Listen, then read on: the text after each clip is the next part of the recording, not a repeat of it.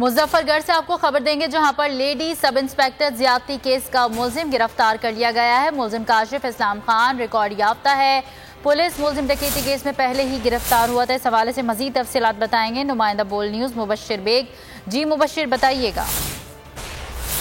ہاں جی بالکل، گزشتہ رات مظفر گڑھ میں یہ جو افسوسناک واقعہ پیش آیا تھا جس میں لیڈی سب انسپیکٹر جو جینڈر کرائم سیلز مظفر گڑھ کی انچارج تھی ان کے ساتھ یہ افسوسناک واقعہ پیش آیا کہ ان کو جب وہ تھانہ مظفر گڑھ میں صدر مظفر گڑھ میں انویسٹیگیشن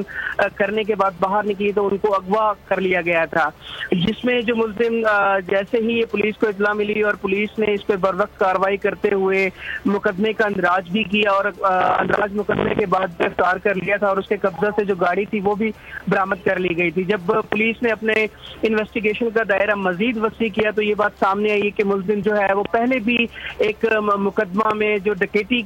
کا مقدمہ تھا اس میں نامزد تھا اور آلریڈی چلان ہو چکا تھا، اور ابھی جو ڈی ایس پی سٹی ہیں بخت نصر خان جو اس پر آلریڈی تفتیش کر رہے ہیں، انہوں نے مزید جو ہے وہ شواہد اکٹھے کیے جا رہے ہیں اور اس کے بعد